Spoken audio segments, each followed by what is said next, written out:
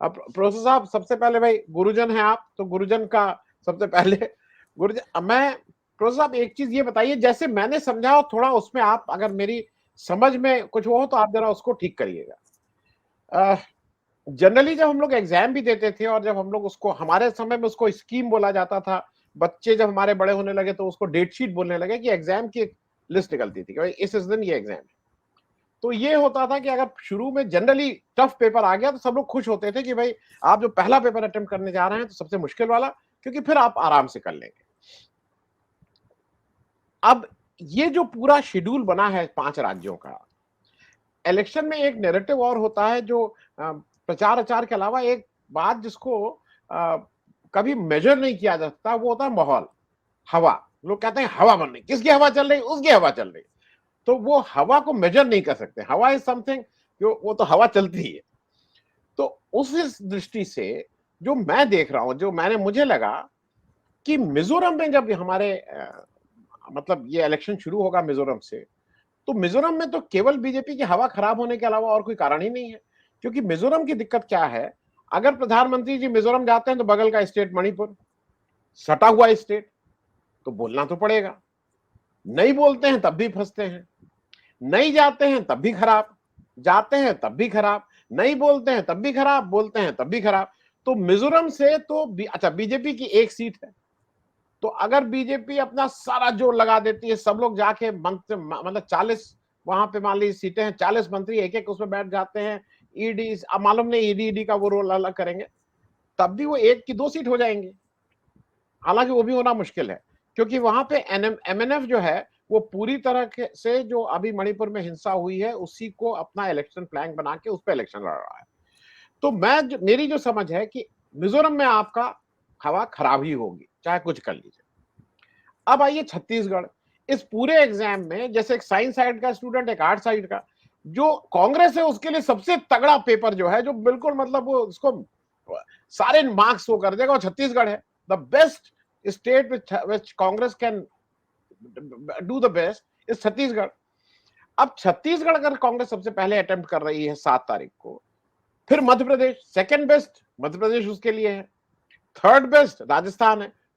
तो मैं सिर्फ आपसे ये समझना चाह रहा हूं कि जो हवा बनने का काम है, आप एक जनरल टिप्पणी भी दीजिएगा जो इलेक्शन है, लेकिन ये जो हवा बनने का काम है, उसके हिसाब से आपको नहीं लगता है कि बीजेपी थोड़ी डिसएडवांटेजियस पोजीशन में है, कांग्रेस थोड़ी एडवांटेजियस पोजीशन में है?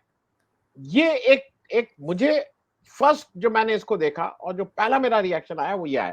थोड़ा मैं आपसे इससे समझना चाहूंगा, क्योंकि इसमें हवा बनती हुई दिखाई दे रही है कांग्रेस के पक्ष में, क्योंकि वो वो अपनी बेस्ट स्टेट से फिर लेसर उस स्टेट में जा रही है जहां पे वो कम ताकत है उसकी। तो अखिल, नहीं आनंद जी, मेरे को आपके इस प्रश्न से ये पता चला कि आप अपने जवानी में एक प्रबुद्ध छात्र थे। देखिए, जो पढ़ने लिखने वाले छात्र होते हैं उनके लिए कुछ कठिन प्रश्न होते हैं, कुछ सरल प्रश्न होते हैं, लेकिन अगर कोई बच्चा पूरे साल न पढ़े उसके लिए सभी प्रश्न कठिन होते हैं।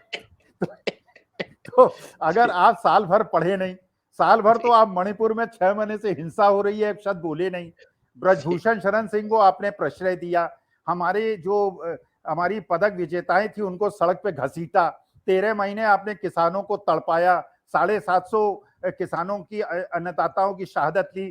तो इसमें सरल प्रश्न कौन सा है? एक आनंद जी और आपको बात बताऊं, मैं मैनेजमेंट का प्रोफेसर हूं।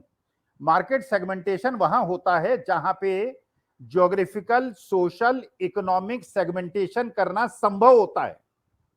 देखिए, आज की जो राजनीतिक परिस्थिति है, राजस्थान मध्य प्रदेश से भिन्न नहीं है, और मध्य प्रदेश जो है तमिलनाडु से भिन्न नहीं है, और उत्तर प्रदेश भी इनसे भिन्न नहीं है। ये बिल्कुल उसी प्रकार की स्थिति है, आपको याद होगी 1977 की, 1984 की। तब कोई मार्केट सेगमेंट नहीं था, एक मार्केट सेगमेंट था 1977 में।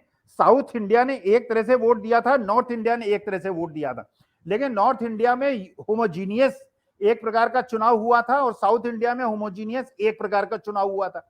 1984 में स्थिति बिल्कुल डिफरेंट थी।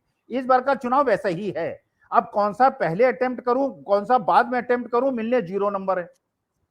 तो इसलिए यह प्रश्न जो है ये तो इस प्रकार का है। आप ये सोचिए, सबसे अच्छी जो स्थिति थी वो बीजेपी के लिए थी, तेलंगाना में बीआरएस को जिताती, और वहां पे क्योंकि जो ओवैसी साहब हैं जो हमेशा बीजेपी की मदद करते हैं, जो हिंदुओं के खिलाफ स्टेटमेंट देते हैं जिससे हिंदू पोलराइजेशन होता है और मुसलमानों के वोट काटते हैं उत्तर प्रदेश और बिहार में आके, जिससे इंडिया गठबंधन को नुकसान होता, और वो ओवैसी साहब जो बीआरएस के सहयोगी हैं विधानसभा इलेक्शन में। मोदी जी ने इतना बड़ा पॉलिटिकल ब्लंडर कर दिया तेलंगाना में, जहां बीआरएस जीत सकती थी और जहां बीआरएस से मिलजुल कर वो सरकार बना सकते थे, वहां जाके उन्होंने घोषित कर दिया कि बीआरएस प्रमुख मेरे पास आए थे और एनडीए में शामिल होना चाहते थे, अपने बेटे को बचाने की बात कर रहे थे। इसका माने आपने ओवैसी साहब को भी एक्सपोज कर दिया और बीआरएस को भी एक्सपोज कर दिया। ये कौन सी रणनीति है? तो देखिए आनंद जी, आज की जो परिस्थिति है उस परिस्थिति में जनता की में स्टेट गवर्नमेंट के खिलाफ जितनी एंटी इनकम्बेंसी है उससे 10 गुनी ज्यादा मोदी जी के खिलाफ है। अगर मोदी जी आज भी मणिपुर पे बोल दें और एक बार मणिपुर चले जाएं और मणिपुर में जाके बैठी महिलाओं से और केकी जो वहां की कुकी महिलाएं हैं उनसे जाके मिल लें, उनके साथ खाना खा लें। और जब किसान आंदोलन हो रहा था उस समय भी मैंने कहा था कि अगर मोदी जी जाके वहां पे लंगर चख लेते किसानों के साथ बैठ के, तो किसानों का इतना ज्यादा क्रोध आगे ना बढ़ता। अगर राजा जो है, जो शासक है, अगर कुलियों के साथ चले जाएं, जैसे राहुल गांधी गए थे, एक अटैची मोदी जी भी उठा ले, चाहे उसी तरह से उठा ले, और जो वहां जाके किसी किसान के खेतों में धान रोप दें और किसी किसान को अपने घर में खाना बुला लें, उसे झप्पी लग लें। अभी तक जो हमने दृश्य देखे हैं आनंद जी, मोदी जी ने केवल विदेशियों को झप्पी लगाई देखा है मैंने, अपने देश के किसी बाशिंदे को आज तक आपने फोटो में देखा है किसी को झप्पी लगाया है? आपने उनको राजनाथ सिंह को झप्पी लगाते देखा है? नितिन गडकरी को गले लगाते देखा है? अमित शाह को गले लगाते देखा है? ये सब 4 कदम पीछे चलते हैं और मोदी जी आगे चलते हैं, फोटो फ्रेम में कोई आता नहीं। लेकिन जब भी कोई विदेशी आ जाता है, गोरी चमड़ी वाला आ जाता है, उसे लपक के वो गले मिल लेते हैं और झप्पी लग लेते हैं। ये क्या भारत के समाज और भारतीय परंपरा और सनातन परंपरा के अनुरूप है? हमारे यहाँ तो प्रणाम करते हैं, चरण स्पर्श करते हैं। झप्पी लगाना हमारे संस्कारों में, सनातनी संस्कारों में कब से आ गया? तो जो ये आपने प्रश्न पूछा, देखिए वास्तविकता में ये सारे के सारे प्रश्न पर इनके लिए वही है जैसे फिजिक्स का स्टूडेंट हो और केमिस्ट्री का पेपर दे दिया जाए। देखिए इनका सिलेबस था दूसरा, इन्होंने सिलेबस पढ़ा है दूसरा, एग्जाम आ गया दूसरा। अब माई फादर पे पढ़ के गए और आ गया माई मदर। अब माई फादर का तो माई मदर में आप लिख नहीं सकते, और एक छात्र होता है जिसे कोई ऐसे कहिए वो लिख सकता है। इनके सिलेबस में इन्होंने केवल एक चीज पढ़ी है, वो है धार्मिक विद्वेष, हिंदू मुसलमान करना, रमेश विधुड़ी को बड़ा पद देना क्योंकि एक मुसलमान सांसद को उसने गाली दी, उन लोगों को बड़े पद देना जो गोली मारो वाले नारे लगाते हैं। केवल इनके सिलेबस में एक चीज में इनकी मास्टरी है, अगर वो पेपर में आ गया इलेक्शन में तब तो इनको कुछ सीटें मीटें मिल जाएंगी। अगर वो पेपर में नहीं आया और लोगों ने अपने जो मुद्दे हैं, जो महंगाई के मुद्दे हैं, जो बेरोजगारी के मुद्दे हैं, उस पर वोट दिया, तो मेघालय इसको छोड़ दीजिए, आप किसी भी स्टेट को छोड़ दीजिए, आप इसको तेलंगाना को छोड़ दीजिए, छत्तीसगढ़ को छोड़ दीजिए, रिजल्ट एक ही प्रकार के होंगे, यूनिफॉर्म रिजल्ट दिखेंगे। जैसे 1977 में पूरी नॉर्थ बेल्ट में दिखे थे, वैसे ही रिजल्ट आपको इन विधानसभा चुनावों में दिखेंगे। जी अखिल, मैं अब आपके पास आ रहा हूं और इस बार हम लोग 3-4 मिनट में अपना कोशिश करेंगे कि जवाब हो जाए। एक चीज मैं समझ रहा हूं आपकी समझ के हिसाब से, क्या ईडी के छापे अब स्थगित हो जाएंगे? अगर स्थगित होंगे तो क्या केवल चुनावी राज्यों में स्थगित होंगे? एक तो ये जरा समझ लें। दूसरा, मोदी जी का विज्ञापन इररिस्पेक्टिव, मतलब पिछले 1-2 साल का पेपर निकाल लीजिए, ऐसा कोई दिन नहीं है जब मोदी जी का कोई विज्ञापन न छपा हो, ऐसा कोई दिन नहीं।